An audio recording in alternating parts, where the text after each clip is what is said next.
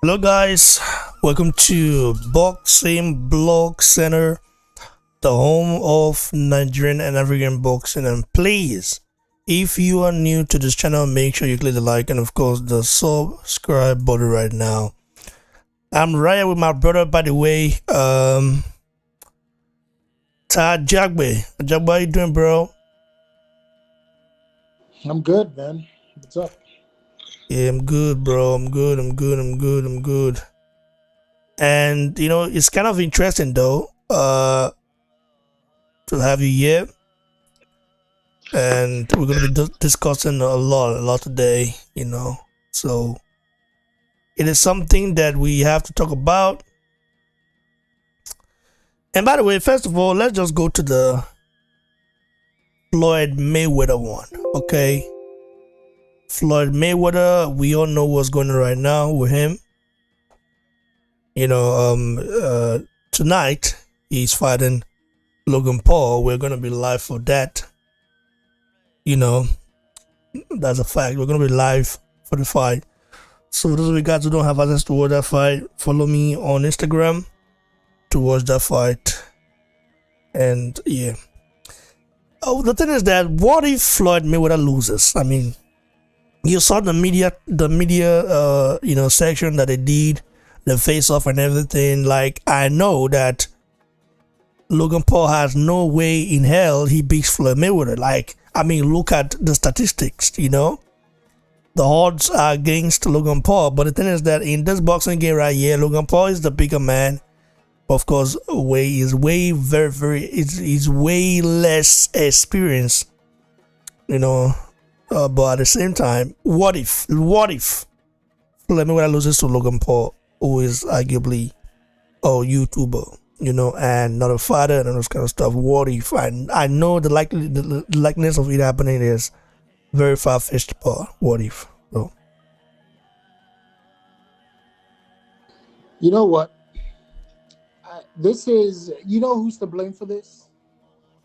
This is all the promoters around, the big promoters, the big time promoters is to blame for this fight.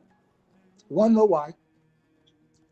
If there were big fights going on, none of this bullshit of a YouTuber saying, I want to fight will be happening.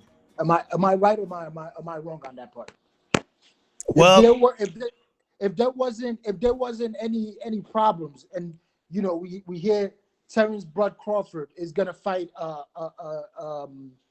what's this guy's name? I totally forgot. Errol Spence. If we hear Anthony Joshua and Tyson Fury are gonna be fighting. If we hear Usyk and Joyce are gonna be fighting. All these big names fighting nonstop consecutively. You think these YouTubers are gonna have enough time to say, "I'm gonna come in there and I'm gonna fight"? They're gonna be like, "Are you serious? we have these big fights going on. If you don't get your nonsense ass out of here, we don't want that. It's cause we don't have these big fights going on. They're able to pull this crap off. It's plain and simple, man. It's plain and simple. And Floyd Mayweather is a businessman. One of the smartest men in boxing when it comes to business. He knows the game now. And he's like, I'm gonna get. He's been doing this. I'm gonna get some of this. I'm gonna get some of this money. 10 million for a fight, plus some site fees and stuff like that. Against a YouTuber that he built off his name off of lies. Come on, man. It's simple, man. Those are the guys you blame for this kind of crap. And those are the guys that right now they make money and the casuals want to watch it. You know what my friend said to me the other day? He's like, "Oh, when are we getting together for this fight?" I was like, "What fight?" I started laughing, and I'm like, "You know what we boxing fans call you? We call you casuals, because you guys want to flock for this fight. You see, this is the fight that these other guys should be getting, But unfortunately, these other fighters, they got their head so far up their behinds that they can't even see the bigger picture. That's what my friend said to me. We are going to when are we linking up for this fight? I'm like, no, man, I'm not watching this fight. These fighters were casual. I'm like, come on, man.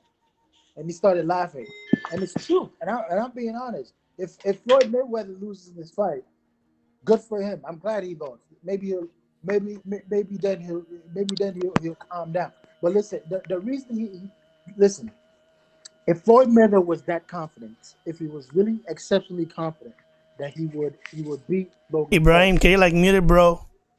If he was that confident that he would beat Logan Paul. Welcome back, by the way. No judges shit. No judges. No official winners readout.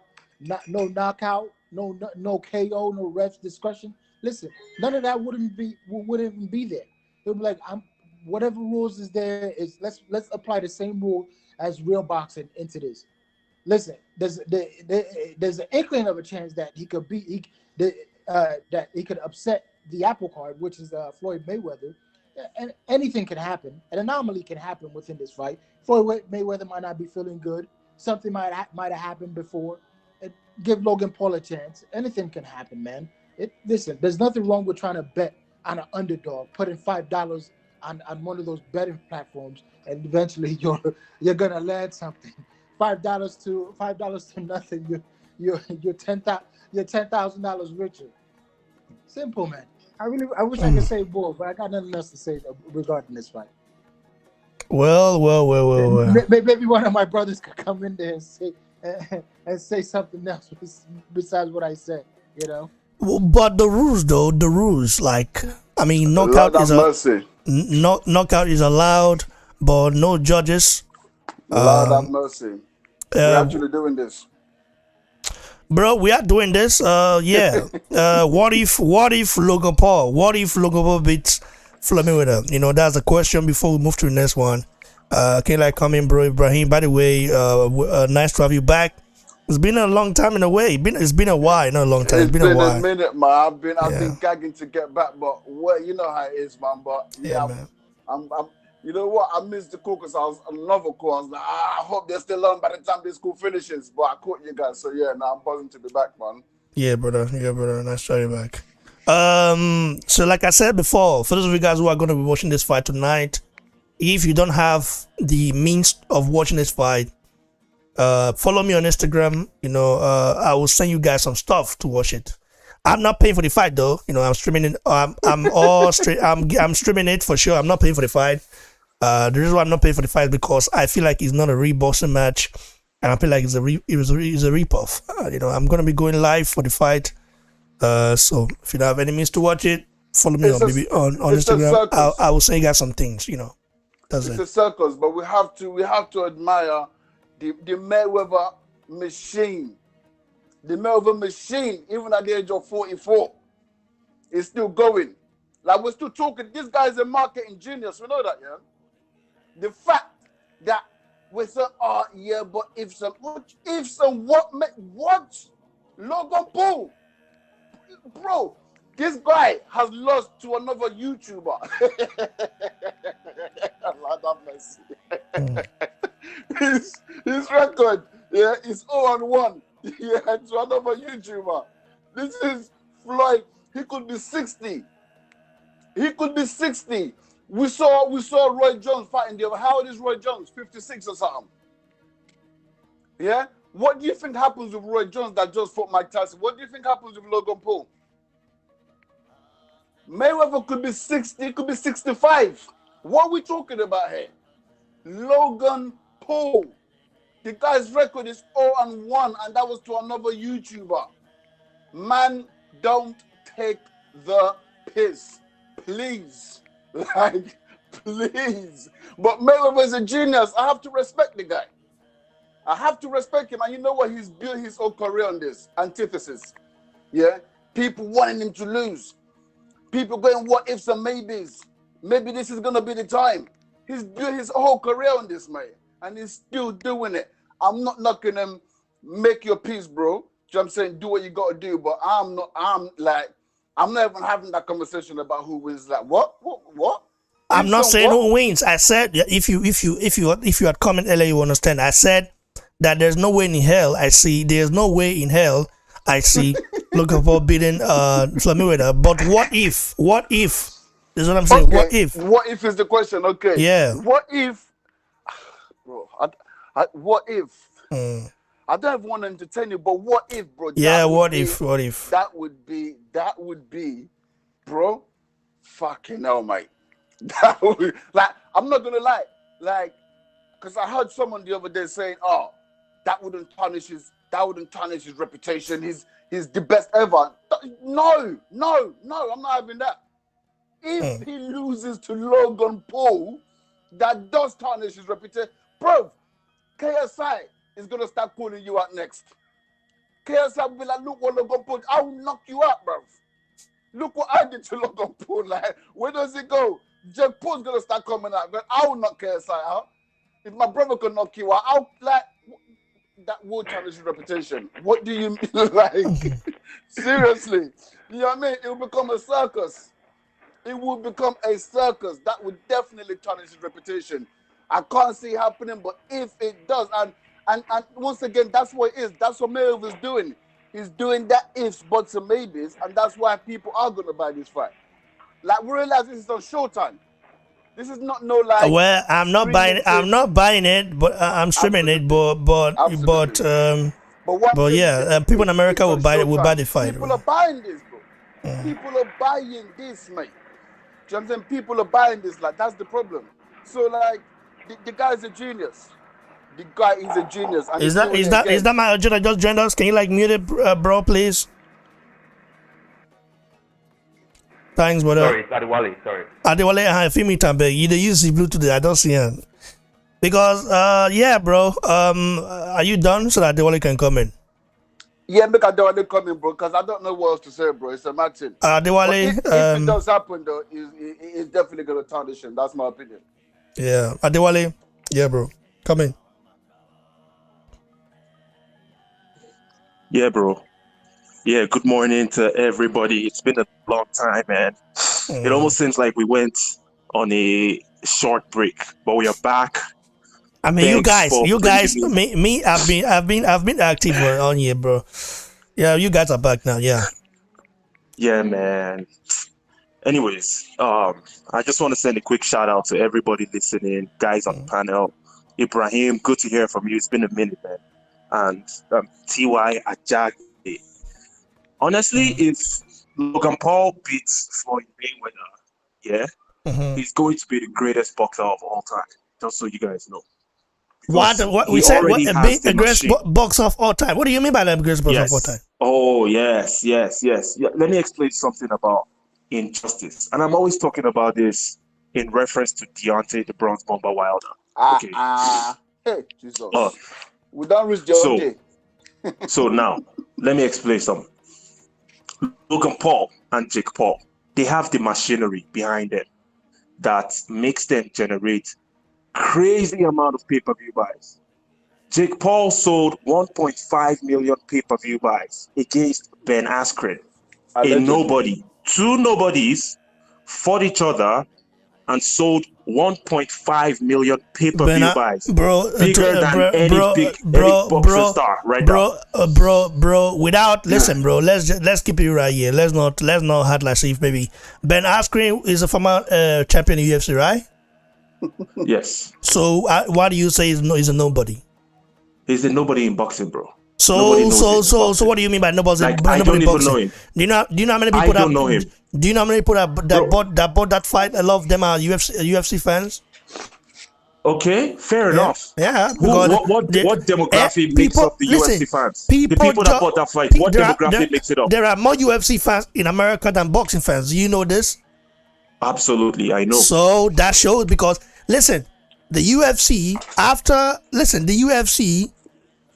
remember that was Dana White bet the sum of $1 million for Ben Askren to beat Jake Paul. You know that? I don't know that. Well, now you do. Yeah, he did it on Mike Tyson talk show. So he did it. So the UFC fans want to see Jake Paul get beat. I mean, they want to see him get beat really bad. So as much as boxing fans want to see it, UFC fans also want to see it. Jake Paul is like a villain, you know, a villain to the sporting world and even to the entertainment world in a way, because not everybody liked the guy because you know he's also been accused of rape. You know, remember the girl that came out recently? They said that Jake Paul forcefully sexually harassed her. Bro, this guy, the two brothers are not liked, but Jake Paul is as like people hate Jake Paul more than they hate Logan Paul. Logan Paul actually get love. He has a lot of love. Now look at their YouTube channel. Go there right now. Check every video Jake Paul posts. Check the dislike button and check how many dislikes every video that is uploaded has. Bro, some videos has more dislikes than likes, but go to Logan Paul and check the likes. Is normal. Logan Paul has many likes, so I think because Logan Paul is more lenient in a way, he's a stubborn guy, but at the same time very understanding, respectful. Jake Paul is not. Jake Paul is just that's what it's called, the troubled child, or the problem child. Yeah, continue, bro. Okay, do you agree that if Logan Paul is able to pull off the upset, knocks out Floyd Mayweather, a lot of mainstream media outfits would refer to him as the greatest of all time? Do you agree? No, they wouldn't. No one will. What do you mean? No one will. No you boxing say no one will. No. Like a lot of the YouTubers will say that, but mainstream boxing fans, no. Mainstream media would take the piss, but no one's gonna say Logan Paul's the fucking greatest. What are we talking about? Although Mayweather's legacy will be done though. Mayweather's legacy will be tarnished. But it will be tarnished, bro. But like he got beat by a YouTuber, like damn, bro, that's like no, man. But the thing is that this is a risk, because this is also a risk. Logan Paul is bigger. He might not be as skillful, because he's not skillful. I don't see any skills in him. But one thing is certain, he's bigger, so he can punch. So one punch can change the thing. But Mayweather, I've not seen Mayweather fight. How many cruiserweights has Mayweather fought in his career, or did he fight in his career? None, right? So Logan Paul, in my opinion, is a natural cruiserweight, right? So we'll see what happens tonight. I mean, I'm gonna be streaming it tonight, so you guys can join me. That fight is on Sunday, I believe. So maybe tonight your time. What do you mean? What do you mean Sunday? Isn't it June 6th? If it's Sunday, then it's gonna be Monday. Yeah.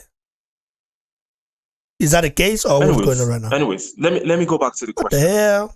If Logan Paul, if Logan Paul is able to beat Floyd Mayweather, which most likely is not going to happen, do not be surprised when big boxing voices that have been waiting for years to drag Floyd Mayweather would refer to Logan Paul as the greatest of all time. Do not be surprised. Okay, you guys are saying it's not possible, but don't be surprised. Most likely, it's not even gonna happen because Floyd is just gonna jab and move, stick and move.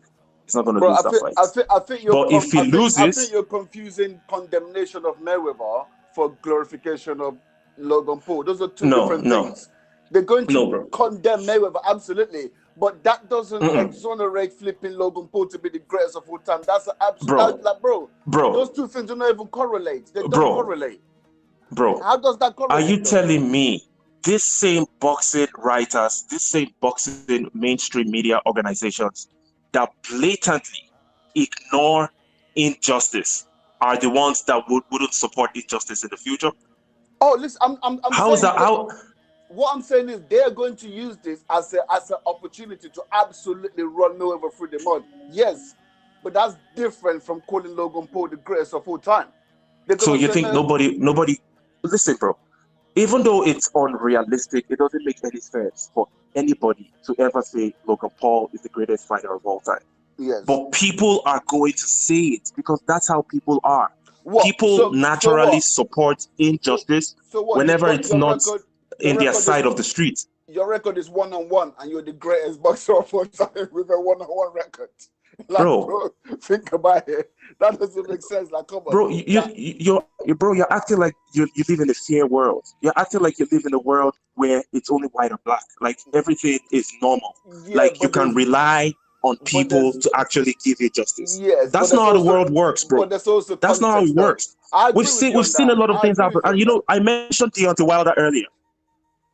When everybody knew, that he had an arbitration going on with Tyson Fury, they pretended like that wasn't going on because they hate the guy. I was one of those. Isn't that injustice? I'm not gonna lie. I was one of those. I put my hands up. You tell me, if people can sleep a clear fact under the carpet just because they hate that person and they're looking for an opportunity to gaslight that person, why wouldn't they call Logan Paul the greatest of all time if he beats Floyd Mayweather? But let me use that as a perfect example. Me not wanting the arbitration to matter and for Tyson Fury to fight AJ did not mean that I said Tyson Fury was going to beat AJ. They're two completely separate things. Yes, I didn't want the Wilder 3 match.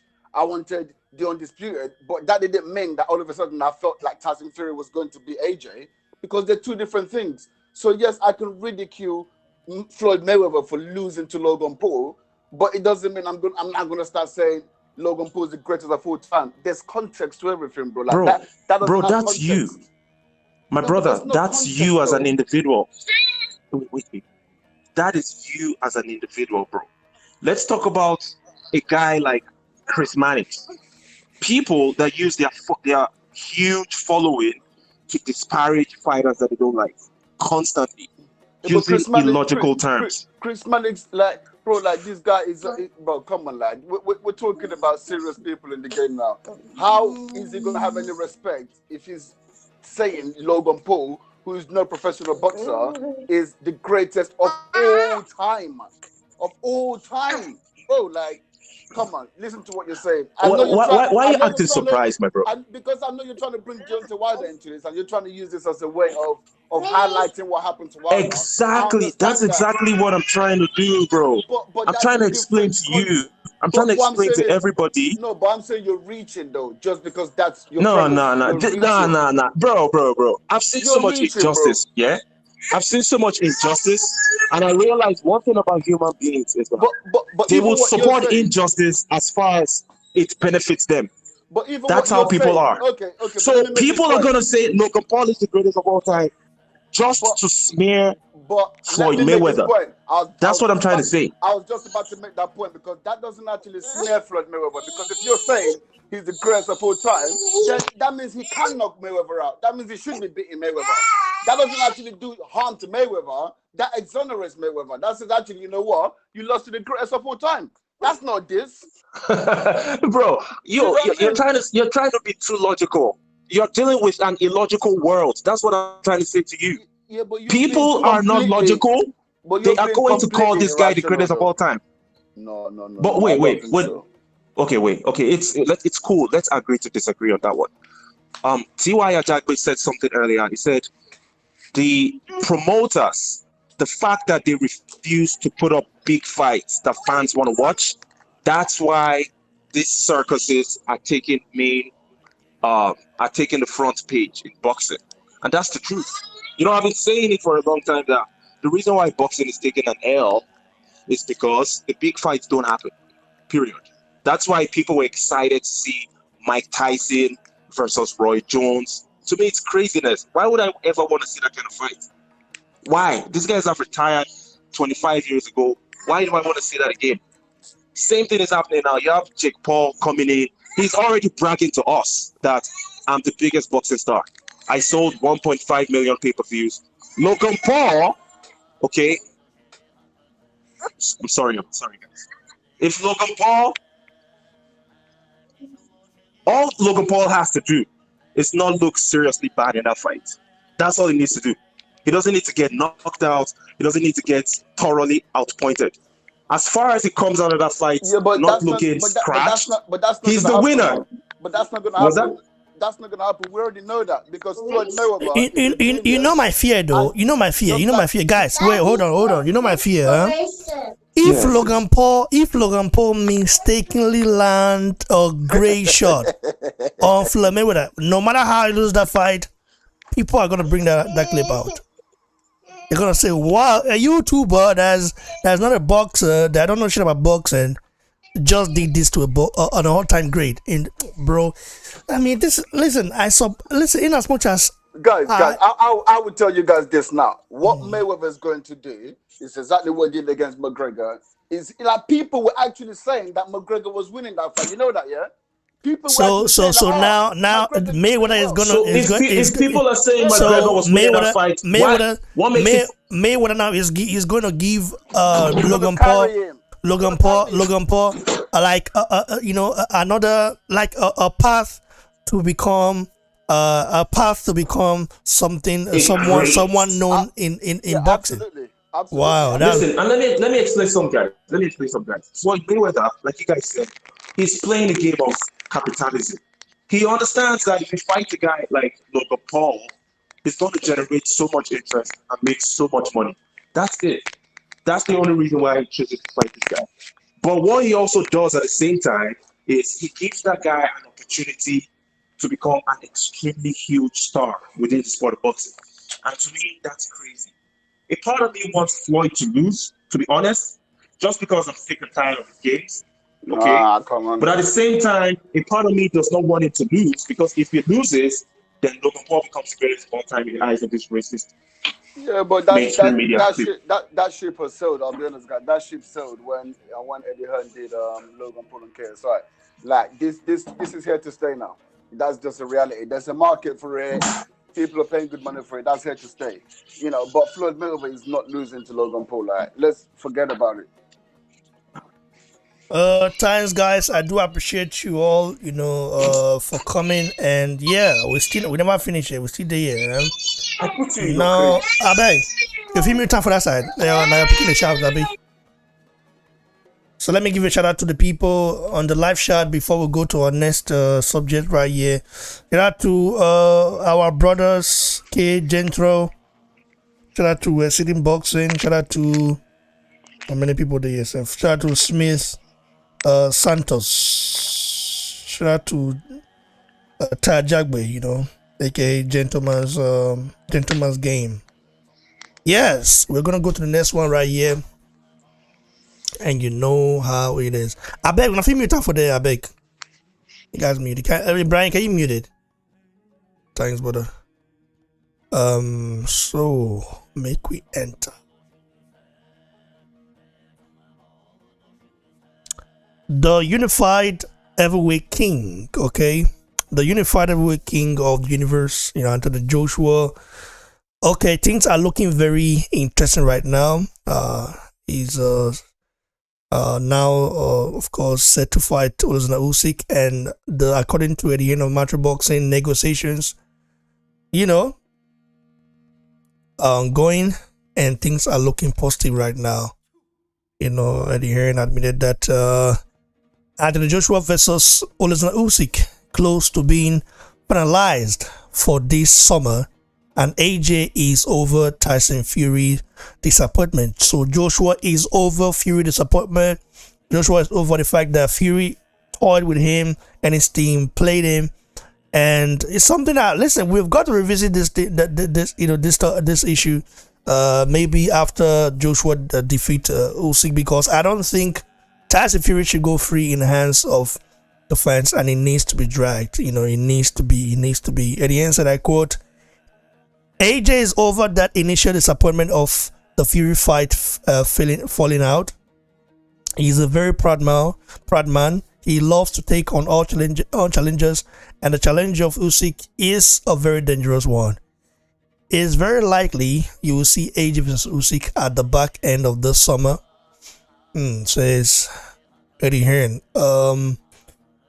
He said we never forgot about the arbitration. We were just lied to by Bob Arum and Team Fury. We were told consistently by that side of the team, this arbitration will have absolutely no bearing on the AJ versus Fury fight. Everybody signed a contract to move forward with this fight. They then refused to help with the side deal. Eddie Hearn won't deliver this fight. He can't deliver this deal. Who's going to pay for this in the middle of a pandemic? So I went out with my travel bag all around the world, and I signed an absolute beautiful opportunity for Anthony Joshua. The opportunity of the Tyson Fury fight in Saudi Arabia. Both fighters absolutely delighted, over the moon with the offer, with the numbers. We've got it. It's done. Tyson Fury comes out and says, this done. Spoke to Arabia August 14th. And then the world comes crashing down. Do I feel like I've let fight fans down? Yeah, you can blame it on me, I suppose. But at the end of the day, I can look myself in the mirror and say I couldn't have done any more. What do you guys make of Eddie Hearn's statement right here, brothers? And of course, he's definitely right. I mean, he did everything that was supposed to be done, and still we didn't get it. Your take on this, Tajagbe? Well, I believe we spoke briefly about this in the past. That Fury really shit the bed with this one. And listen, all roads lead back to Eddie Hearn. I've said that again over and over again. The roads lead back to Eddie Hearn and AJ, because in the end, Tyson Fury and AJ will have to meet. And Fury lost that 50% chance, because guess who still has the connection in Saudi Arabia? It's gonna be Eddie Hearn. And guess whose team Eddie Hearn is playing with? It's Team AJ. AJ is not gonna give Tyson Fury that 50% chance again. That's done and over with. Tyson Fury shit the bed on that one. I believe Tyson Fury is gonna lose to Deontay Wilder, and Tyson Fury will have nothing to show for it, because in the end they're gonna have Tyson Fury and AJ. It's just a UK thing. They will have to meet. That's besides the point. But with AJ versus Usyk, I'm glad that fight is gonna happen. Even though I was one who said it'll still make a good amount of sense if AJ didn't want to fight Usyk, and he decides to just drop the belt anyways, because he still has the other belts, and he can automatically go fight the winner of Tyson Fury versus Deontay Wilder, and after that he could go after Usyk. All of the learning experience for AJ. It still doesn't matter anyways. But I'm glad that the deal is finalized. It's coming to a close. Let's just hope and wait for the words of AJ himself to finally come out and say, we're fighting Usyk. As of right now, I'm actually seeing good things, especially when it comes to AJ's training camp. I'm seeing a whole lot of good things. Little hints here and there about the possibility of him fighting Usyk. It's just little hints. If you go on his what's that thing called, Snapchat? Yeah, Snapchat. He's giving little hints. Give a shot to take a shot. I can already tell you what he means by that, if people don't understand. But I'm just glad. Well, you can explain to the people, to the audience. Well, give a shot, take a shot is basically like, listen, Usyk is gonna be moving around, and he's gonna hit Anthony Joshua, but Anthony Joshua is gonna be there to sit behind his punches and really try to knock Usyk out. That's basically, give a shot to take a shot. Take one, take two, and I'm gonna give three right back. By the time Usyk feels it, AJ is gonna be throwing combinations at him. He won't be able to have time to react. And it's funny because you see Derek Chisora in his, if you go on his Snapchat, you see Derek Chisora by the ring. You see Joby Clayton in the corner, and you see his other trainer right there. It's all a game plan. I'm glad they're putting this together because it's gonna be real exciting to knock out Usyk, man. Listen to me, man.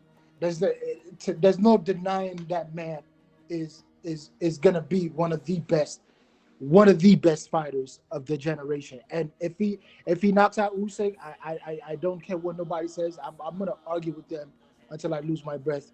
AJ is far better than Tyson Fury. Usyk has better foot movement in the ring than Tyson Fury. Because of his level of opposition that he has faced. As of right now, I've said it over and over again. Tyson Fury hasn't faced somebody of Joshua's caliber to put his skills to the test. He's only done that against Safari and all those whatever no-name guys he's done it to. He hasn't really. If you bring up Klitschko, he didn't do that much with Klitschko. All he did was hug Klitschko all night and keep Klitschko's power at bay. That's all he did. That is all he did. And that was with undetermined Klitschko. That was a different Klitschko that Tyson Fury faced. So let's be real honest, man. I'm looking forward to this, man. I'm looking forward to this Usyk versus AJ fight, man. I don't want to hear Usyk was small. No, man. You guys wanted Usyk to fight AJ. Well, there he is. There's AJ himself. There's the landlord. We're gonna see the fight. People have been saying, AJ is gonna vacate. Listen. I believe those are some of Usyk fans. They want AJ to vacate because they don't want to see Usyk face AJ, and that's just me being honest, man. They don't want to see Usyk face AJ because they know what's gonna happen, But let me end it off with a good note. When it comes to this fight, it's gonna be I believe it's gonna be a must see than the Wilder versus Tyson Fury fight. The Usyk fight is gonna be a must see. I feel like it's gonna make more money than the Wilder versus Fury, and that's where I'm gonna end it. Thanks, brother. I really do appreciate it. Let's get our brother on, Ibrahim, to give his take. Yes, sir. Right, bro, Ty, you need to give Eddie a call, bro. Like you are marketing this fight like no man's business. You need a little cut of that. Get a little slice. I don't know. Like, look, it's almost like, and I was listening to I wasn't on the call, but I listened to a little clip you put out on BBC.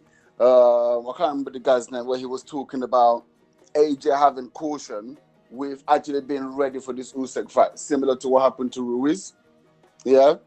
And everyone is pretty much, kind of contrary to what Ty is saying. Actually, people are just almost looking past this fight.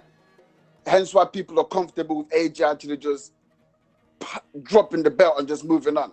It's almost like no one gives a fuck about Usyk. So I don't really see that fight actually garnering that much interest, in all honesty. All anyone wants to see right now. And the same thing is going to affect Fury's fight with Wilder. Everyone just wants to see the undisputed. I don't think the Usyk fight is going to get that much attention because Usyk doesn't really bring anything to the table. That's just the truth. I'm saying it takes two to tango. Yes, AJ is a powerhouse, but when you've got someone else who's got at least a bit of a pull, then I'm saying we've got a massive fight on our hands. I don't think it's going to be a massive fight. I do see AJ winning. I don't think it's going to be a bam bam raver because look, we know what Usyk brings. And if Usyk wants to bring the fire, then he's just going to get knocked out. Or Usyk's going to be on his back all day, and AJ just going to try and, stalk him and try to knock him out. So that, like, whichever one doesn't really have the recipe for like a bam burner. AJ Wilder That's got the recipe. Like, even for me, I've always said this, even before the Fury Wilder won. I've just always looked at the Fury fight for AJ as an easier fight than Wilder.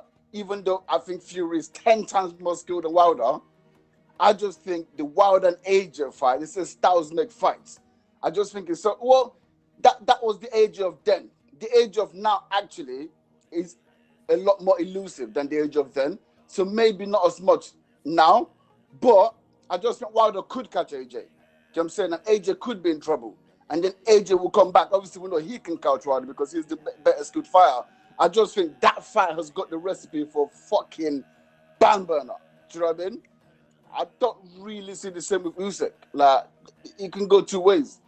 You come forward, you get knocked out, which I don't see Usyk doing, or you're on your bike and AJ's just stalking you for the whole fight until he catches you. Do you know what I mean? That's really how I see that fight going. But what should AJ do? And I remember you guys as well, like Mayo Joe, it was Mayo Joe, because obviously, even if I'm not on the call, I just watch back the videos. Mayo Joe was saying that that Team Usyk were being greedy because the split from the WBO is 80-20, and they should just take that. I think there's a misunderstanding. I think you guys got it completely wrong. The reason why Hearn and AJ are putting out this message that we're willing to drop the belts is because they don't want to give up to 20%. Because they don't feel like Usyk is worth it, because otherwise they would just do that. Usyk does not have any negotiating power to negotiate more than what the WBO splits are. What Eddie Hearn and Josh are trying to do is actually trying to give them less, because they're saying, bro, you're not worth 20%. Do you know what I'm saying? You're not worth that. So we need to give you less than that. And it's true. I completely agree with them.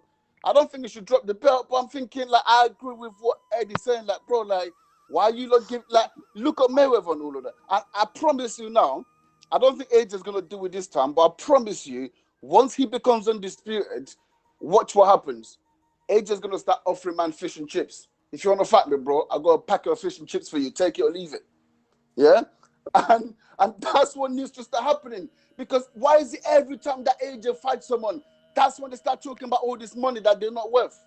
Yeah, man. That's what I said too. It pisses me off, bro. All of a sudden, like, bro, you've never earned this money in your life that I'm offering you. And you're saying you want more. Like, are you taking the piss? You know what I'm saying? That's because they know what this guy wants. And they know for you to get what you want, you're going to have to come through me. This is your legacy. This is how you're marketing yourself. So you know what? You're going to have to pay for it. Like AJ said this like years ago. Like every single belt, I've basically had to buy it. He's basically had to buy the belt. Like, these people are not men. They don't want to come and fight me. They just want to sell their belts. You know what I'm saying? They just want it, like, okay, yeah, boom, like, if you want to come fight me, you got to pay this money. That's all they care about more than the actual fight of actually fighting them and beating them and taking his belts. They just want to ask him for an arm and a leg. And it's an absolute piss take. Watch when he actually becomes undisputed, bro. Like, I can't wait for it. Because people are just going to start getting, like, do you want to fight me? Yeah. Here's a couple £100,000. What did you make in your last fight? 100 bags? Yeah, we'll double it. You get 200 bags. Cool. Take it or leave it. Do you know what I mean? Like, because that's what they deserve. People are just taking the piss now. Tyson Fury wanting 50-50. What? How much did you make in your last fight, bro? Do you know what I'm saying? Do you ever think Floyd Mayweather would give Tyson Fury, under those circumstances, any more than like 5-10 million? In what planet? Do you know what I'm saying? Mayweather will say, okay, cool, I'll move on. I'll fight the next man. Who wants 5 mil? You want 5 mil? You want 5? Okay, you want it. Boom, we're fighting. You take the 5 mil. That's it, bro. Move on. You know what I'm saying? But these guys are just taking the piss because they know what he wants. And I'm starting to get pissed about it as well. Because it must be frustrating for him, because you know what? They didn't put in the work that he put in. They didn't put in the work that he put in. He made his bag. Like, in what other world in business do you just get overpaid for what you're not worth? It doesn't happen. But you know what? He's what he is right now, isn't it? But yeah, in terms of the actual fight, as mad as I think it is, I don't want him to drop the belts, even though I understand the narrative behind it. I get it. Do you know what I'm saying? If I'm just looking from like a purely business standpoint, I would say do that. But I think they should just do whatever they can to keep those belts, because we do all want to see undisputed. And I just want him to achieve his dreams. He deserves it, bro. The guy's worked hard for it. Do you know what I'm saying? He should have it by now. He's worked hard for it. what I'm saying? So I just think it would be a shame now at the last minute to not like just forfeit that. But yeah, that's my take on it, man. Thanks, brother. And this is why it's good to hear that Joshua is not over Tyson Fury disappointment. You know, he's no longer thinking about what Fury did to him and how Fury played him and all this kind of stuff. Now he's trying to focus his head on something new. You know, on a new challenge that is against Alexander Usyk, who is a dangerous fight for Anthony Joshua. So exactly, he needs to focus on that, man. Absolutely. Dewale, do you want to give your take before we go to the next subject? Christopher, can you mute it, bro? I beg, mute it, brother. I beg. Adewale, okay, you want to give your take, right? Yeah, come on, bro. Yes. AJ Usyk about to happen. Great news. I think AJ beats Usyk. There is nothing Usyk can do with AJ, in my opinion. I know the guy is a great mover. He's a great boxer. He has a very good engine.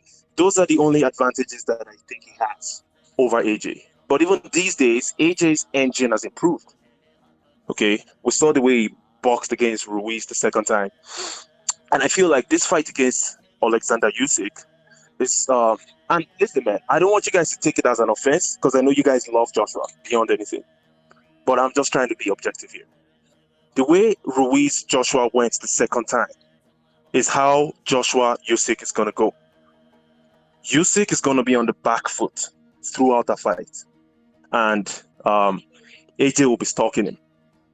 Most definitely, AJ would probably knock him out. Okay? And yeah, I just don't see anything that Usyk can do with AJ. Usyk is too small. He has a very short reach compared to AJ. He has so many disadvantages. The only advantages that he has is his footwork and his engine. And I don't even think he has too much of advantages in those departments. Now, when it comes to the conversation about money, Usyk wants 20%. Eddie Hearn says, I'm going to throw that belt in the trash rather than giving you 20%. I just don't get it. Why give the guy 20%? Make the fight happen. Bro, the same Usyk offered our brother Joe Joyce 7%. Huh? 7%. Usyk offered Joe Joyce 7%. Yeah, 7%. He has 7%, bro. Yeah, he told Joe Joyce that when we know the fight was supposed to get made, he told Joe, he said, now we have to calculate, all the pauses, the paydays we've had, our last 4 pauses, we have to calculate it. That would determine how the pauses, how much you get, how the pauses are split, okay? And the pause split. Then and they say, okay. And then he came up with 7%. We've calculated everything now 7%. Well, of course, Usyk has got him, his last 4 pauses is higher than that of Joe. That's a fact. At the same time, 7%, and now you're crying that, Joshua needs to bro, this is what I'm saying. These guys are, when they're in the same position, they behave as if maybe man, I gotta tell you right now, bro. Joshua is a messiah when it comes to this stuff, right? This is crazy, man. I'll tell you what, man. If it's true that Usyk offered Joshua, bro, it's not if it's true. Haven't you been following I haven't followed news? it. It's fact. No. It's fact. It's fact. And Usyk is trash, man. You better go get a flat fee. They need to offer him a flat fee. Why do you think when did the WBO order the Usyk versus Joe Joyce? That was February, right? February. Right? We are in what now? We're in June now, right? This is June. 4 months. Yeah. That fight should have taken place, and the deal should have been sealed by the end of February, okay? At least end of February. It may be 2 days after it was ordered. But because of are you saying Usyk that deal did not materialize because of the 7% offer? It never materialized because Team Usyk wanted to lowball Joe Joyce to the point where Joe Joyce was like, "Whoa!" I think. Okay, bro, now, they were scared, man. They saw what Joe Joyce did to Dubois. They were afraid. Let's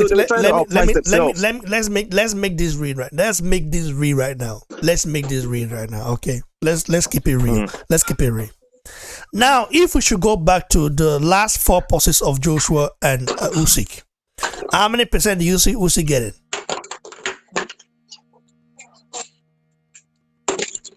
If you look at the last 4 purses of Usyk, yeah, the same way he did it with Dubois, huh? The same way he did with Dubois. I don't even know. Like I don't know what these guys make, man. To be honest with you, I have no clue what Usyk makes.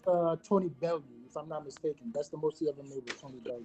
Tony Bellew, how much did he make? Was he up to 1 million? I can't remember. We have to go do our research. But at the same time, but what fight is this for? I think, but like just thinking about it off my head, Joshua's pulses. Well, Usyk would get maybe 2%. He's not even worth 2%, bro. What are you saying, bro? This guy's never made $1 million. What do you mean? So 2%, why now you are giving guys. Wait, he's never made $1 million. Guys, wait, hold on. I thought he made $1 million. I thought it's my. But guys, wait, hold on.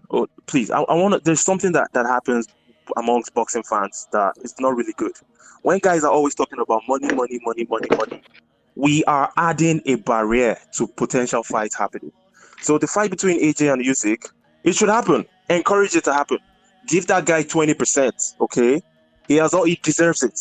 Let's pretend like he deserves it, even though the guy is obviously a greedy individual for trying to offer someone else 7%. Yeah, but let's pretend like he deserves it, because this guy was once an undisputed champ. I actually agree with you. You understand? It was an undisputed champ, and who else is Joshua gonna fight if he doesn't fight Usyk? So let's not put barriers. Dylan White, bro. That's a bigger fight, bro. Let me tell you one thing. I'm not putting any barrier. Okay, Usyk, it's so funny now. You are saying Joshua is just giving 20%. Well, according to what I'm hearing, they want more than 20%, huh? They want 50-50? Not 50-50. They want more than 20%. No, that's not. That would be laughable, correct. man. That's not correct. That's according to what I'm hearing from a very good source. So it doesn't work that way. It doesn't work that. It doesn't work. Listen, it doesn't work that way. Why do you think Usyk came out and said, "I want more money"? More money. You think because they gave him 20% and they did not follow. Listen, Team Joshua are following the rules of the mandatory process, right? No, that's not how it works. But Team Joshua are not offering him 20%. They're not. They're offering him less than that. So that's what he's saying he wants. I mean less. Okay. Per mandatory rule. Okay, per mandatory rule. Bro, can you guys listen to me? Ibrahim, listen to me. Per mandatory rule. What is a mandatory challenger supposed to get? 25%. 20%. 20%. So why would you say they're offering him less? I don't think they're offering him less. If they're offering him less, then the fight will not get made. But let me explain. No, that's not how it works. The way it works is, this is what the rules are, right? Yeah, okay. So you can you bro? I beg. What then happens is they then go into negotiations. Yeah. So at the end, I try to offer the guy less. They might try to offer him 20%. No problem. If they cannot come to an agreement, then it goes to a purse bid, and it doesn't matter who wins that purse bid. The splits are going to be 80-20. There's no more negotiations at that stage. But before the purse bid, they can negotiate. Do you see what I'm saying? So that's what Team Hearn are trying to do. They're trying to get below that 20%, and that's why they've now extended the purse bid dates, because otherwise it would have gone to a purse bid, and then the splits would just be whatever is governed by the governing body.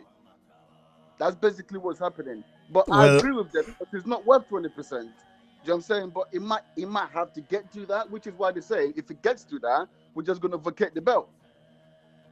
Do you know what I'm saying? Because Usyk doesn't have the right or the legal backing to ask for more than 20%. He can't. There's no way that he can get.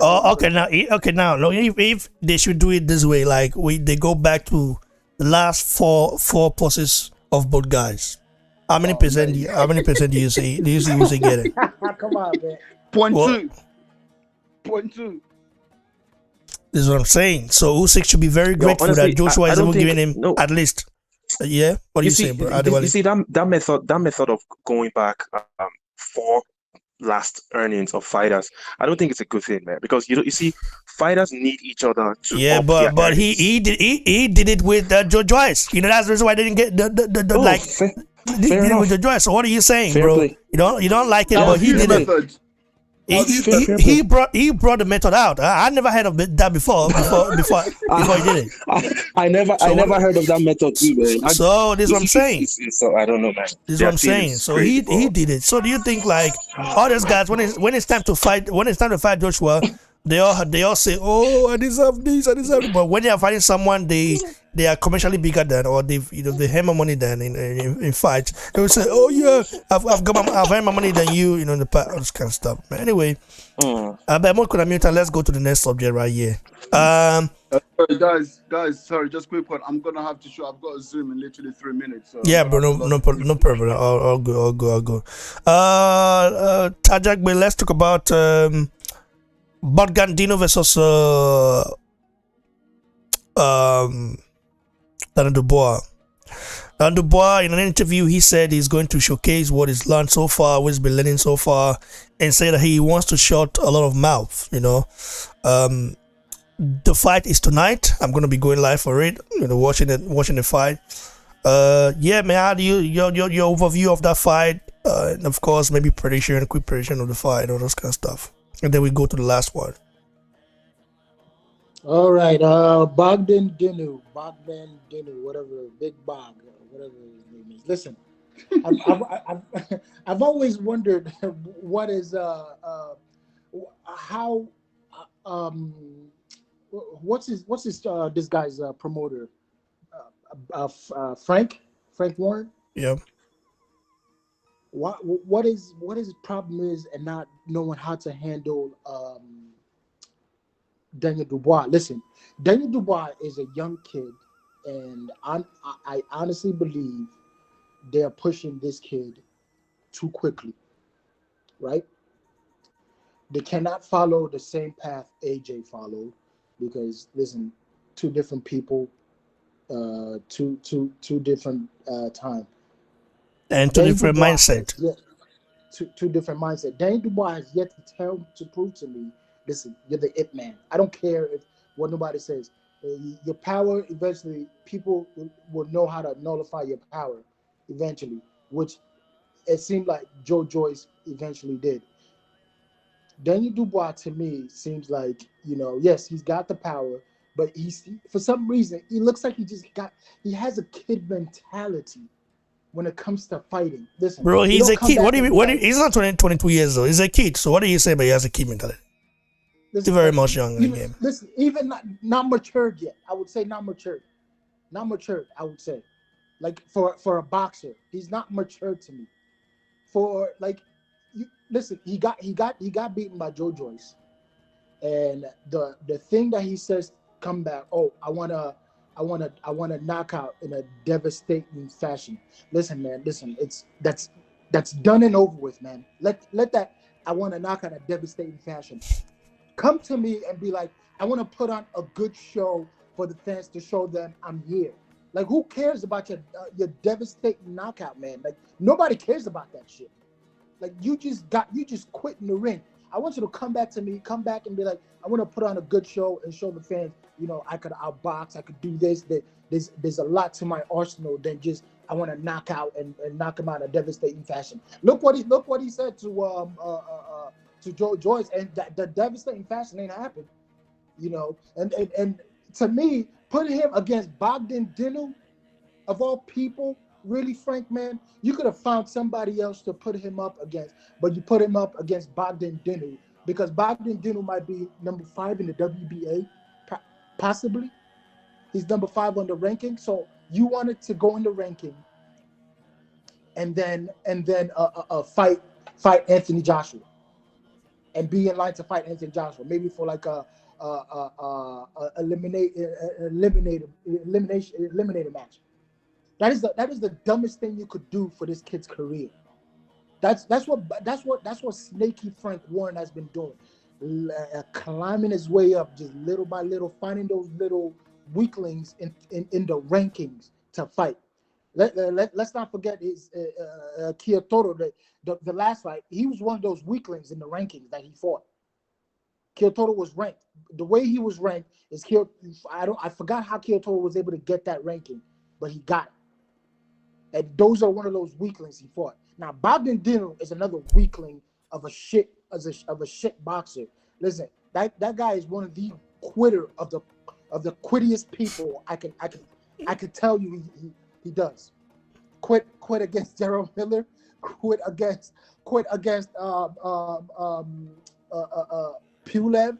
Oh my lord, what do you think he's gonna do with this guy? You think putting two people that quit against each other is the smartest thing you could do for what's his name's career? That is the worst thing you could do. I mean, you got to put this kid into some form of test, a formality where I'm gonna put this kid against a fighter. At least I know could give him a tough time, but I know Daniel Dubois, if he could pull through and beat this guy, I know he still got it in him. But yeah, he brings out Bogdan Dinu of all people. Bogdanino has got a good.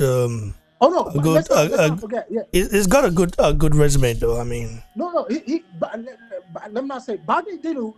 His skill set is not bad. It's not bad at all. But I'm saying, like, the guy can quit. He can quit when you put the. Well, both of them are quitters. So what do you mean by that? Like, he can quit. Daniel Dubois quit in his last fight. Bogdanino did the same. Although he put up a fight against Pulev, though. I have to say that it was a good fight. He put up against Pulev, but he was crying to the ref most of the time. I know, bro. But at least that was just him complaining. At least he busted Pulev up, right? Yeah, he did. Yeah. So I mean, but listen, when Pulev turned it on him, and Pulev don't even have the same power as Daniel Dubois does. Is what I'm saying. Like, listen, you're putting Daniel Dubois back into that stupid thing he did beginning of his fight. When the fight gets tough, what do you think is going to happen to Daniel Dubois if he faces a tougher opponent that's like Jarrell Miller or somebody who's like, yeah, you can punch him as much as you want, but if I make that fight really nasty for you, man, you could probably quit again. Is what I'm thinking is going to happen. Miller, anybody that Miller beats, I don't even know what to say, because we don't know if he beat them on steroids, or he beat them naturally, because we already know the guy's a pharmacist. So any of his win, I'm not giving him prop. I mean, I'm no props for him in any of his win. So the guy is a pharmacist. I mean, have you forgotten or what, bro? Like, pharmacist. I didn't forget. So I'm just saying, there's a lot more tougher up and coming prospects than Daniel Dubois, man. And those guys, I believe they're more tougher than Daniel Dubois. And if so happens Daniel Dubois crosses the path with somebody who's tougher, listen, man, it's gonna be over. Right now, it's gonna be Daniel Dubois trying to push to fight AJ. That's what I see Frank Warren doing, man. That guy, he is such a snake of all snake, man. I hate that guy, man. I cannot stand him. And right now, he's doing the wrong thing for this kid. That's what I'm gonna end it. Thanks, brother. I do appreciate it. We got let our brother. Ibrahim is no longer here, right? We've got who do we have in the house? We still got Adewale, right? Adewale. Yes. And who else? Do we have Christopher in the house? No, there's nobody else here, man. Okay. Adewale, your take on this, because we will have to go to the next one. I know the next topic is going to be very sensitive, and I hope Nigerians in the diaspora, I'm in the diaspora, okay, but Nigerians back home, both the ones home in the diaspora, it's going to be very important, because I have not spoken about this. I don't really talk much about what's going on, but it's something that's going on right now currently that people need to be aware of in Nigeria, and we've got to make our people back there understand to to be strong, because it is crazy, man. We Nigeria is turning into something else. By the way, give your take on it, this brother first. Man, I feel like the fight between Dubois and Dinu is not a bad fight. Okay, for a comeback fight after the loss, you guys confirmed earlier that he's a young guy and he needs more experience. Clearly, we saw that happen against Joe Joyce. He couldn't stand Joe Joyce. Me, I thought he was going to beat Joe Joyce. I'm going to be honest with you, because I believed that his speed would conquer Joe Joyce. But I knew Joe Joyce was a very strong guy with a crazy granite chin. Joe Joyce is a gorilla, man. That guy is just a strong, abnormal monster, man. It's someone you don't want to mess with. Joe Joyce is a very, very strong individual. However, I feel like T.Y. Ajagbe was just being extremely critical about Frank Warren, Daniel Dubois. I mean, he has his right to his opinions, but I think the matchup between Dino and Dubois is not that bad. It's a good fight for him to regain his confidence and move forward. Okay. Also, if you call Frank Warren a snake, a liar, this, that, then what do you have to say about Eddie Hearn? Eddie is pretty much the same as Frank Warren. There's no difference between both of them. The only reason why you like Eddie over Frank Warren is because Eddie promotes Anthony Joshua. That's it. Bro, your hate for Eddie Hearn, your hate for Eddie Hearn, your hate for Eddie Hearn is something else, bro. Listen. Waiting to happen. For you to say Frank Warren and Eddie Hearn are the same, bro, come on, man. No. Bro, Eddie Hearn is different from snaky Frank Warren, man. No, Eddie, you know why? My brother, Diwali, Diwali, your hate for Eddie Hearn is too much, bro. By the way, I just found out that recently Eddie Hearn is gonna be hosting. He's gonna be hosting an event here in Germany. So once Sumatrum does, I'm gonna be going there and interview Eddie Hearn. Be nice. That'll be cool, man. Yeah. Hey, BBC, T.Y. Ajagbe, the good brother, he said he hates Frank Warren. So clearly, he has some emotional attack. And listen, bro, I'm not trying to be disrespectful, man. T.Y., please don't be offended if I say anything that offends you, let me know. Okay. I feel like there is some emotional attachment there where you just hate the guy for whatever reason because he's Eddie Hearn's rival. Listen, I might have said hate, but it's not hate. It's just the stupidity of the way he. Listen, I like Daniel Dubois. You might think I don't like him. I like Daniel Dubois, and I hate to see a fighter of his talent and caliber go wrong for somebody who wants to make another like agent. Who in Frank Warren's stable can you say in Frank Warren's stable other than Tyson that has made him money? Okay, listen, bro. He doesn't have that many. There is a preconceived notion here. You keep comparing what moves that Frank Warren is making, like he's trying to achieve the creation of another AJ in his stable. I don't think that is the case. That is your opinion. That was the case, bro. Why, bro? Have you forgotten? Have you forgotten when Dubois, prior to him making his pro debut, when he went to a BT Sport to say he dropped Joshua in sparring? But what? Like he went to BT Sport when they asked him out. I mean, Dubois. Let's keep it right here. In an interview, go check the interview he conducted with ES News, bro. Let me tell you one thing, bro. Dubois was used by Frank Warren, okay, to kind of rival Anthony Joshua, and that's why he kept on mentioning Joshua, he kept on mentioning how he dropped Joshua in sparring or how he had his own against Joshua in sparring. This was what he did. His name was built off. Listen, they built him up off Joshua's name. It's a fact. Even the British media, the British media, okay, media. I love you Vietnamese. The British media were one of the core reasons. Daniel Dubois quit. Okay, He lost. The downfall of Dubois, of course, is going to stay very young, 22 years old. He will rise up. But the downfall of Dubois was initiated by the British media. You know, they always after every of his win, they always tagged Anthony Joshua.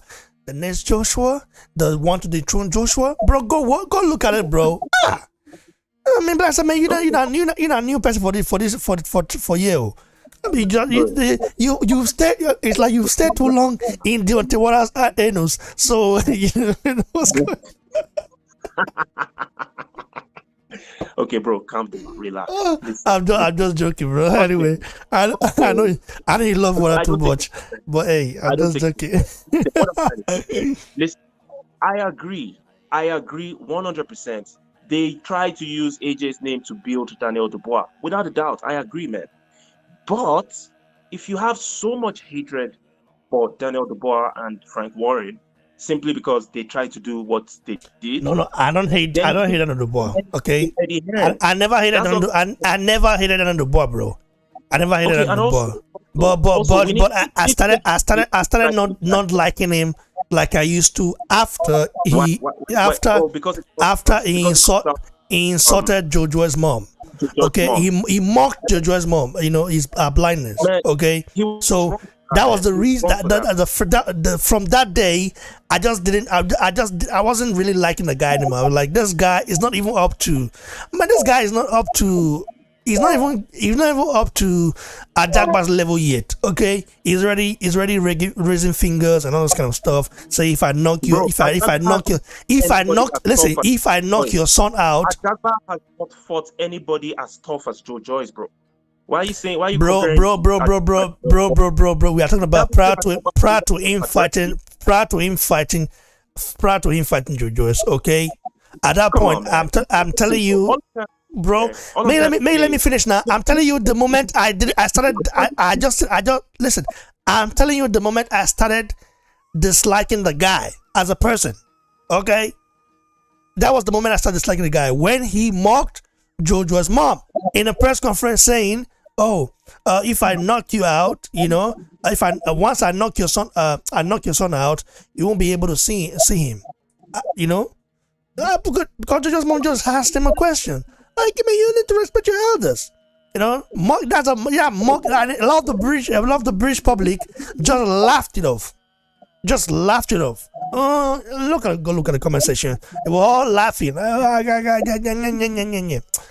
damn, man. Hi. So in the whole Britain, imagine if that were to be a white woman, a blonde white woman.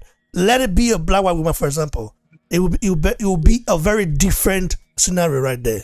You know, do you know that O'Hara Davis right now? I'm not a big fan of O'Hara Davis, but O'Hara Davis is still called the Black Quitter right now to speak. Every of his interview, go watch it. Go look at the comments on FTV. Still called a Black Quitter. Yeah, but that's the same thing they do to Deontay, bro. They've been destroying Deontay for years, man. Bro, we are talking about one of their own. We are talking about one of their own. Deontay is American to them. They see Deontay as an American, and you know there's a rivalry there between Americans and Britain. You know, British people. You know, the boxing. You know, they just bash each other anyhow. You know, British support their fighters, Americans support their fighters. But I'm talking about what happened like some years ago. Because listen, it depends on why is the British public still calling O'Hara Davis a black quitter? That's what I want to know. Why do you have to add the word black to it if it's not racism?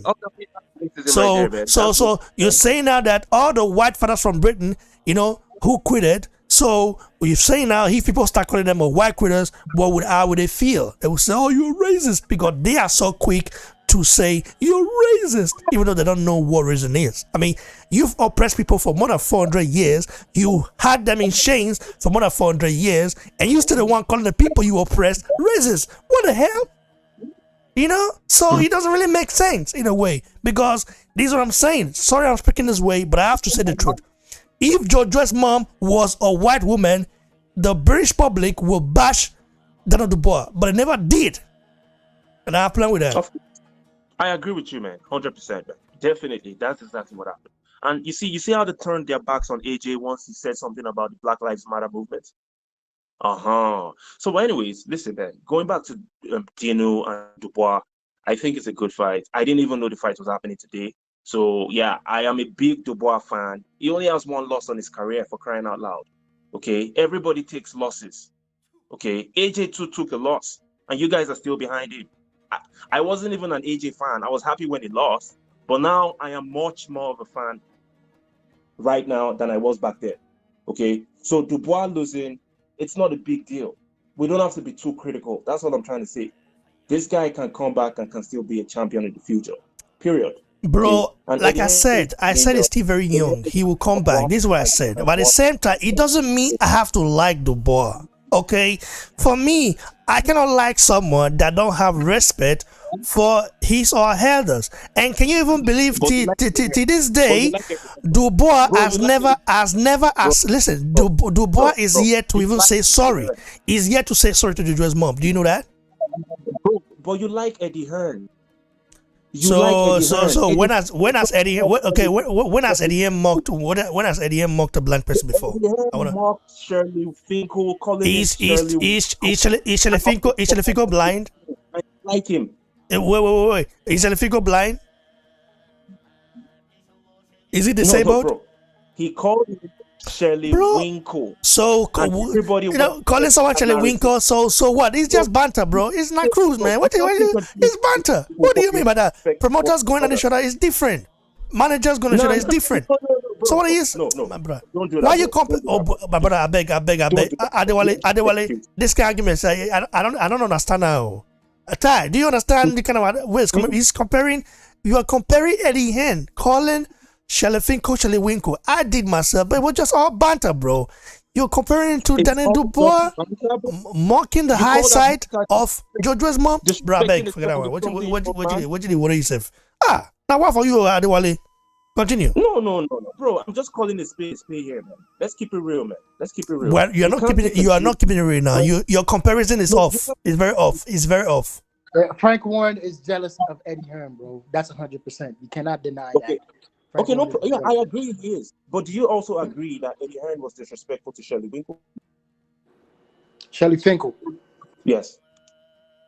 If Eddie Hearn was disrespectful to... No, of course not. I don't think so. But by calling him Shirley Winkle everywhere? Who called him Shirley Finkel? No, Shirley Finkel. His real name is Shirley Finkel. But Eddie Hearn turned it to Shirley Winkle. Bro, that was just banter. It's kind of funny. Banter, man. He like cruise. Not cruise now. Banter, man. Okay, what's the definition of banter? Isn't that disrespect? Come on, man. I'm just it's just for fun, man. It's not disrespect. Oh my God. It's just fun. Listen, I'm not trying to cause any fight. Listen, I just can't wait for the listen. Once if Deontay Wilder beats Tyson Fury, I just hope we don't listen. I just can't wait to see the excuse Shirley Finkel is gonna make. I hope he doesn't make any excuse because I just want to see how the negotiation will go. Because remember, Team Wilder. Not Wilder necessarily, but Team Wilder, some team members of Wilder never wanted the fight to happen because they never wanted to see Eddie Hearn happy. Okay? Eddie Hearn happy, that Matchroom successful, or see Matchroom successful. That's why they were like playing. Listen, if Wilder beats Fury, okay? If he beats Fury, where the money for that fight is going to be in Saudi Arabia. You know that? No. Oh, you said no. Where will it be? In Vegas? You think he will do use numbers in Vegas? Joshua Wilder. He won't do use numbers in Vegas, bro. I'm telling you right now. Okay, that's a fact. He will do bro. What do you say? Why you say so, bro? Oh my. So. Whereas with Vegas, Vegas give Wilder 75 million for just the site fee to host it. Will they do that? Not happening. What are you saying? I'm talking about the money the fight will generate. How much will the fight generate? It will generate a lot of money in the US. How much will it? Remember, Wilder already got beat, okay, by mercilessly by Fury. So even if he beats Fury the next time, people will still have doubts. Joshua got mercilessly beat by Ruiz. Yeah, Joshua got beat and got his belt back right away. Wilder got beat twice. Okay, he lost the first fight on cards, that's for sure, and the second fight he got battered. Wilder cannot box. Joshua can box. Joshua and Wilder are two different people, and you have to understand commercially, Joshua is definitely listen. Wilder is here. Joshua is here. You know what I mean? So look at the length. Look at the difference. So, bro, this is what I'm saying. The fight will do numbers in Vegas, but it's never gonna be like it will do it like in Saudi Arabia, because Saudi Arabia is gonna be offering both guys $75 million. Yeah, I mean $75 million just for the site fee alone. Okay. Now the pay-per-view is gonna be pay-per-view in America, in the UK. We're not talking about that now. You know, so we're talking about just the site for the right to host the fight in their country. $75 million each for both fighters. Bro, you know what? Let me just say this. So we have to talk about these things now. This is what I'm saying. You see now, you're already saying, oh, you have to be in Vegas. You see what I'm saying now? A Fury, we didn't have that with Fury. Fury knew that, listen, if we do this in Vegas, of course we'll get money, but it won't be like when we do it in Saudi Arabia. That's why they was what I'm doing in Saudi Arabia. So we just hope Wilder don't say, because Wilder was offered the sum of $100 million and turned it down. So hopefully he takes the fight when the time is right. Not saying, oh, he has to be my home soil, because we know why Wilder is. We know his pride. We know how he behaves. We know his ego is too big. And we know that he's got a team behind him that literally make him feel like he's a god, he's this. You don't have to listen, bro. Joshua might say, I don't want to fight in the US. Wilder would say, I don't want to fight in the UK. Where's he gonna do it? Saudi Arabia, with the money as well. So that's it. Anyway, I just wanted to say something before I round up, bro. All I'm trying to say here is that, listen, double standards. I don't like double standards, and I'm always talking about injustice. And I know your next topic is going to be about injustice going on in Nigeria. You should never ever support any form of injustice. That's why if you're going to criticize Daniel Dubois for disrespecting his elders, you should do the same with Ed Hearn for disrespecting his elders. That's what I have to say. Well, I understand what you're saying. Listen, I called Jalefinko Winko that time. You know, it was just all of us. You know, the rivalry was there. You know, Team Joshua, I was Team Joshua. You know, you have Team Wilder. You know, they were bashing Joshua at the time. I was bashing Wilder at the time. We were bashing each other. Like, it's just now it's just banter for me. It's banter. Not crew all not crews. You know, at the end meant it in that way. Why? You said? That too, bro. It's banter. What Dubois said about Joy's mother is also banter. What do you mean by, bro? Nah, man, don't go there. Don't even go there. Oh my God, Adewale, hi, Adewale. You that grew up in Nigeria. You are saying that was. I beg, move forget that topic.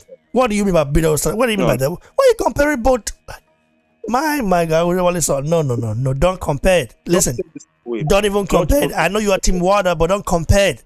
Don't compare. So you are telling me right now you'll be okay if someone were to like mock your for example, your mother has this some sort of disability, or God forbid, you'll be okay for someone to mock her like that.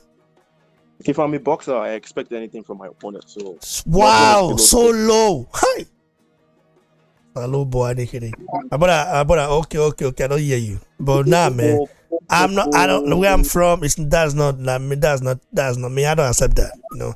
I mean, Winko. What does Winko mean? Baba.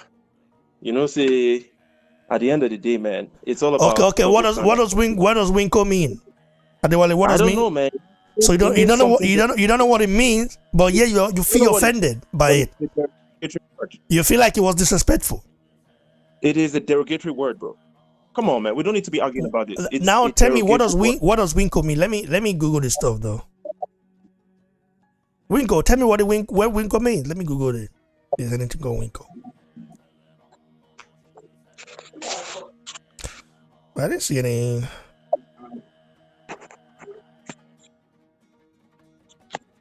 Oh, what is?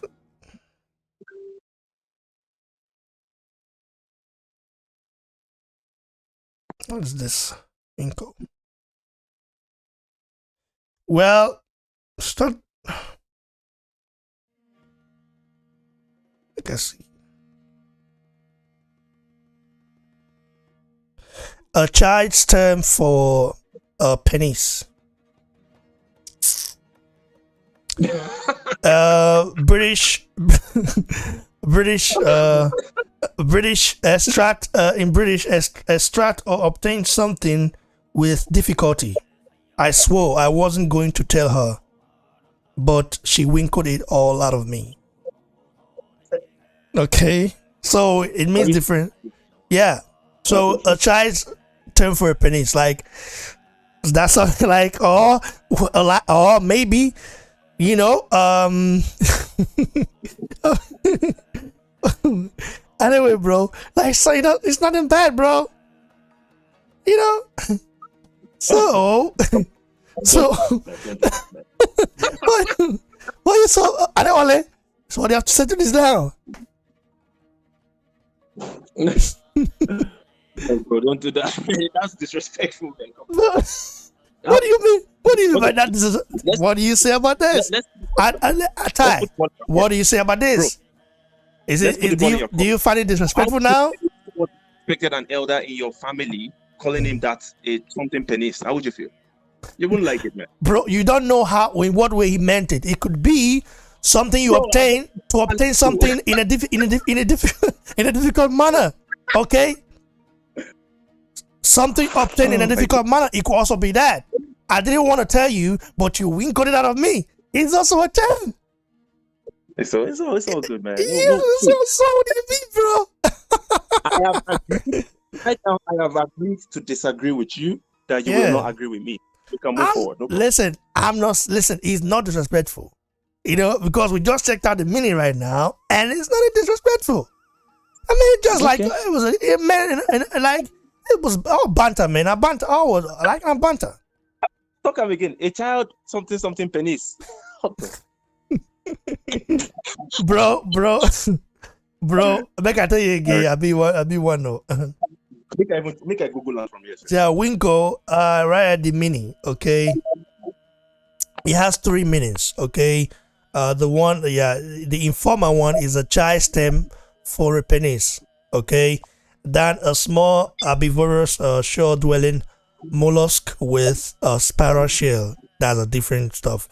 Now, in British, a verb, the verb of it is to extract or obtain something with difficulty. Okay? I swore I wasn't going to tell her, but she winkled it all out of me. It could be like, you know, it's not to winkle something. Be saying like maybe you know, want you to winkle you something. Like in Nigerian way, in Nigerian term, you can also say, oh boy, this guy winkled me to the point say, man, I lost my head. What do you mean for that one? If it's Nigerian pigeon, you go say, oh, this guy just used wayo for me. That winkle na wayo now. not be wayo not different one, but like to extract something.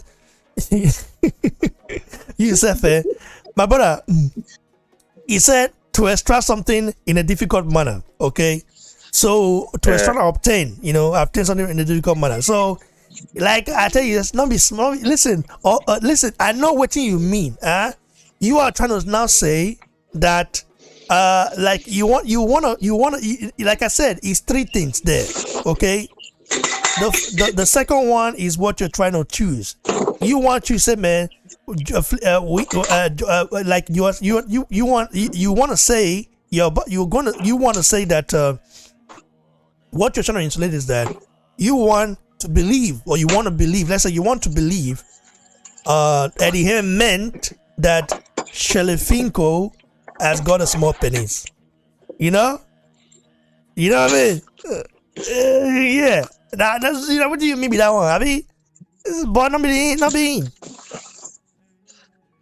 So that's a fact. So he's not disrespectful, bro. It's all banter, bro. Not banter, not cruise. We Nigerians will say not cruise. Tajagwe. Are you there, bro? All right, no wala. See, it's not there. I mean, you there. Somebody more banter. Anyway, let's go to the last one. The last subject we're gonna talk about right now. I bet you feel me, time, bro. I'll call you. All right. So, guys, I want to talk about Twitter being shut down in Nigeria by the Nigerian government. Okay, I'm not so much happy that Twitter was shut down in Nigeria to millions of people. Now it means millions of Nigerians, more than 90 million Nigerians are not going to be able to access Twitter except they use VPN, virtual private network. And according to what's going on right now, the federal government of Nigeria just ordered the arrest of any individual that is still using Twitter in Nigeria right now. So that's why if you go to Netherlands trend on Twitter, trends in Germany, trends in the US, in the UK, you see all Nigerian trends there, and it's crazy. Okay, it is a very difficult situation to deal with, even though I'm not affected personally, but I know people who are affected by it. So being the fact that, for the fact that the federal government of Nigeria, let's say Muhammad Buhari's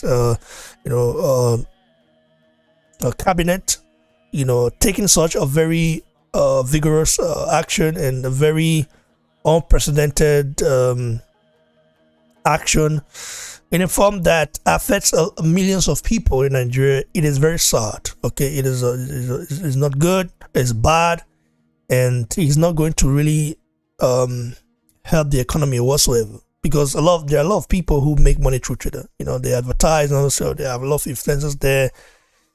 And also, Nigerians were very angry, upset when Twitter took when they took their headquarters in Africa to Ghana, saying Nigerians use Twitter more than Ghanaians. Yeah, we use more than Ghana because we're many. You have more than 90 million people. That's twice the size of Ghana. Using Twitter. But the thing is that Ghana is more peaceful as of now. Ghana has a better working government than Nigeria right now. And sincerely, the Buhari administration has failed. It's crazy that so if you have a family member back home, because I have siblings, back in Nigeria, siblings, nephews, cousins, my parents there as well. Please tell them not to uninstall their Twitter right now. Okay, I know a lot of you guys use Twitter. If you're in Nigeria right now, please try to uninstall your Twitter app right now, because the federal government have just ordered for the arrest of any individual found using Twitter. So it means beginning from maybe Monday or so, maybe tomorrow, I don't know, maybe from today. If you are caught by the police, if the police control your phone, because he's just giving the police the authority now to control the citizens. It means that you can be stopped by the police, then your phone can be checked, and if they find a Twitter application in it on your phone, they are arresting you and beating you up.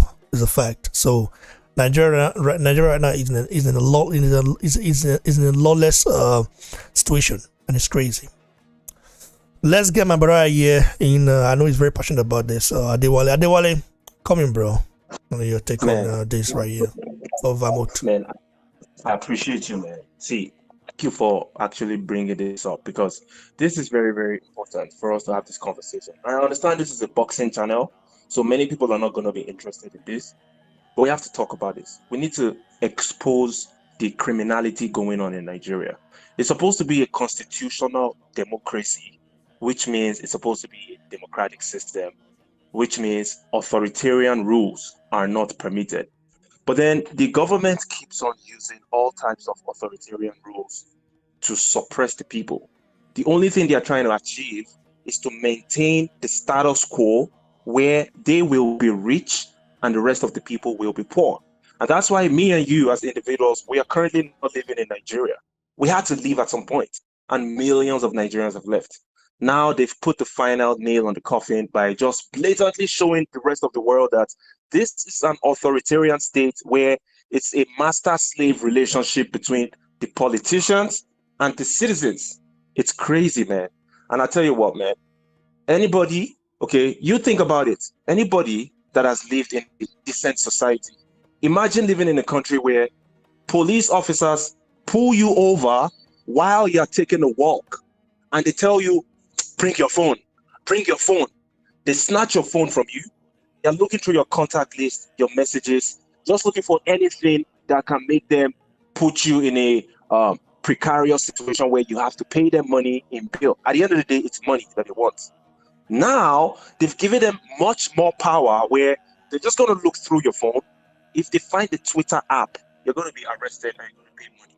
So listen, man, if you guys know how to use social media to educate people, okay, to enlighten people so that they can speak up against the government and have these criminals, okay, held accountable. At the end of the day, what will make peace reign in Nigeria would be if the thugs and hoodlums that have destroyed this country since independence, since 1960, those thugs and hoodlums are still the same individuals there till this day, like Buhari, the president. If these thugs and criminals can get sent to prison, there will be peace. There will be some sort of restitution. If the victims of the Biafran genocide, the civil war that happened in Nigeria, if they can get some sort of apology, there will be peace. But these guys not only refused to apologize to the victims of the war, but then they decided to rub it on their faces. Buhari is so egotistic. The reason why this guy decided to ban Twitter in Nigeria, a population of 200 million people, is because he put out a tweet that was against Twitter's policies, because it was basically threatening Nigerians about creating another civil war against Nigerians. Imagine the president of a country telling the citizens that I'm going to kill you guys, okay, if you guys continue agitating for whatever. And then Twitter blocks that tweet. And then the guy says, for that reason, I'm going to ban Twitter from this country. That's just ego. So because of your ego, one individual's ego, you're trying to affect millions of people. Like you said, bro, Ray, millions of Nigerians are employed through Twitter. Millions of Nigerians that would otherwise have not had a better life, a better chance at succeeding. They get opportunities through Twitter. And guess what? They're going to take it to the next level. They're going to scrap internet, Facebook, everything soon. It's crazy, man. People need to speak up. People need to use their social media pages. Those of you guys outside of Nigeria, use your social media pages to speak up against these thugs and criminals that have destroyed this country so that we can eventually have peace, okay? Me and my brother, Ray, we're always going back and forth on suggestions. Me, I'm saying, let's break up the country. I'm done. Ray says, no, let's not break it up. And I agree. To be honest with you, I would rather have a country that is diverse. I don't want a country that is only made up of one ethnic group. I would rather have many ethnic groups and religions. But it just seems like we're unable to make that work. 60 years after gaining independence, it has only gotten worse. I need to show you some headlines from 1986, 1983, about the same things that we are still complaining about till this day. Things they were complaining about in 1983 is the same things they are complaining about today in 2021. No electricity, no hospitals. But the president, the criminal that decided to ban Twitter, he goes to the United Kingdom for medical checkups, for medical care. It's crazy, man. This can't continue, man. Listen, if you guys want to, I actually have a YouTube channel, yeah? The African Wahala. I talk about a lot of these things. So you guys can come through, check it out. If you give me the permission, Ray, I can put the link in the comment section. I actually criticize yeah, it's not a political channel. I don't really talk about politics like that, but for enlightenment's sake, you can put it on, today. You can put it on. Anybody that is interested. So Nigerians who are interested, because, me, I don't preach division. But I don't see division. I don't see division as the key solution to the nation. I just see us having a new constitution that that gives right to each region in Nigeria to be autonomous, and to be able to control their resources and everything. We need state police in Nigeria because there is no way. Yeah, in Germany. I mean, in Germany, if you go to Bavaria state, they have their own police. Yeah. Same as every state in Germany. Like there are 16 states in Germany. All states have their own police. They are very autonomous. And of course, Angela Merkel, being the chancellor, has a lot of power, but she doesn't really have power to control, each state, because she does need, it's just like sometimes during the, I will give you an example. During the COVID-19 pandemic, Bayern was locked down and Northern Westphalia was still open, to some point, okay? And schools in Bayern was locked down, okay? We are locked down, and some schools in Northern Westphalia were still open. Even the Rheinland-Pfalz, if you go to Baden-Württemberg, like they have different governors. In fact, even in Bavaria, they do have president there. There's president of Bavaria. So what does it tell you? It tells you that these guys, even though they speak the same languages, of course there are lots of dialects. Of course the Bavarian people will tell you that they are different. They've been trying to succeed before. They're still trying, but the thing is that at least there's a balance of power. Okay, and then you see these people now, the balance of power, everybody benefit from each other and everybody get along. So you cannot say, because we all speak the same language, because some people think to speak the same language, now it means everything will be easier. That's the low mentality of some Africans. Because let's take a look at Somalia and Somaliland. They speak the same language, okay? The same religion, but they have problems. Somalia is not at peace. So speaking the same language and, having the same religion doesn't really mean everything will be all right. There's still ego. We are still humans. Ego is going to be involved in. Some people supremacy. Some people have some supremacy mindset. They feel like, I'm more schooled than this guy. I've got a better degree than this guy. And in Nigeria, it's all about degree. It's all about degree. How schooled you are. How many universities have you been to? What have you done? All this kind of stuff. That's why you see we have all these people that that think those professors that when they get to Nigerian politics they become low miscreants and very, very dangerous minded people. They start thinking like people in the zoo, okay? Even though they have a lot of degrees, okay, but still they think very low compared to, listen, I have more sense than those guys. It's a fact. Even though they might beat me in degrees, but when it comes to knowledge, I have more sense than those guys. I'm more knowledgeable than those guys. So like I was saying, division. That's why I don't like. I've stayed away from politics on this channel. I've removed a lot of people that come here to spread all those kind of hatred. And I remember back in those days where some people would just come to this channel and start saying, I don't want to use the word, but they start saying some rubbish stuff. I delete them off here. I'm not into those rubbish stuff. Because you have to go work. Like, I always ask these people, listen, now go to your local government chairman, ask him, what have you done for our locality? And tell them to account everything they've been doing for everything they've been doing since they took office. They will not be able to account for nothing. Even some of them don't live there. They live in Abuja. They all go to Abuja. Some of your governors go to Abuja to rest. Some of them don't live in the state. Okay, the governor of Borno State, I don't think he lives in Borno State. Maybe he go there sometimes, but they're always fine in Abuja. And let's not forget that these people all have houses in either Lagos or in Abuja. So what does that mean? It means that we both need to work on ourselves, and that's why the evolution of power, and not relying on the center too much, will make Nigeria a better country and will make it more solid and more united. Because recently they're suggesting the name, they want to change Nigeria's name to United African Republic. I support that name because I'm a Pan-African, okay? But changing the name doesn't mean now because we become United African Republic, you say, oh, unity, you have to work towards unity. You don't just say, oh, we're united and that's all. No. You have to work towards unity, and that's making everybody feel included. That's why for me, I don't like the concept of Wazobia, because Wazobia is just meaning the Igbo, Yoruba, Hausa. When you have more ethnic groups in Nigeria and more, like we have more than 200 ethnic groups in Nigeria, and maybe more languages than that, So you have to include everybody, and this is why you look at the system of government here in Germany. It includes everybody. And that is why you see we all come here and we succeed, okay? When you come to Germany and you really focus on what you want to do, of course, at first you're gonna go through a lot of stuff, a lot of hurdles and other stuff. But later onwards, you will succeed, okay? Because the system is already there for you to succeed. The citizens will succeed, and they make sure that they have all these things in place so you don't feel left out.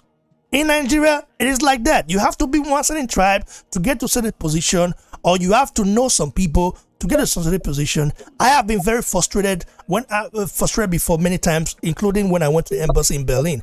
I was not treated. I was not treated right. Okay, so we start looking at all these things. The fault has to be. We are always blaming the leaders. What about the people? What about some Nigerians who tend to still have this tribalistic mindset and this stereotypical views of some certain tribe? I understand the Fulanis. There are some Fulani herdsmen that are doing stuff right now, but not all Fulanis are like that. And I have mingled with Fulani. I've stayed in the same apartment with Fulanis. Okay? And they might not be Fulanis of Nigeria, but they are Fulanis. Fulanis from Guinea, Fulanis from Gambia, Fulanis from Senegal, Fulanis from Mali. And they are very different, okay? Some of them are Wururu people, okay? I will say Wururu. Some of them are not. So, understand the same thing they say about Nigerians. People think Nigerians are bad, Nigerians are this. You have 200 million people plus of us. So you think all of us are bad? No. So that's what I'm saying. I'm not against anybody wanting to secede from Nigeria. But I'm against the fact that you just want to succeed because you think these people are on top or they controlling everything and you are not. You're being left out. No, we have to work together. We have to come together, and coming together is not just about saying, let's. People just think African mentality is that coming together is like, let's sing, let's sponsor unity. No, you have to make everybody feel included. Every tribe from tribes that speak 50, like there are 50 in number, to the ones that are 50 million in number. All of them have to feel included. If not, Nigeria will do all this session and all this kind of stuff will not work. All this thing we are doing right here, all this thing we are doing will be useless. This is what I'm saying, bro. So tell your people, guys, tell your siblings back home. Okay, if you tell back home to not use Twitter, because I'm trying to call my dad. I think he is, my dad is tech savvy. So I'm trying to call. I would call my dad again, and I'm going to call my siblings. I'm going to call my cousins to not use Twitter, because Nigerian police, if they stop you on the way and they search your phone and they see Twitter app in it, they are going to beat you up and arrest you. And I don't want to be sending money everywhere to release people. Already how they are. So please, I'm going to have to beg you now. I just want to say that, God. That's guys. Cheers.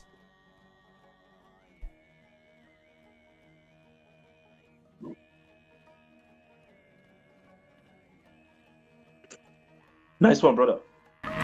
So, never come out. Hold on.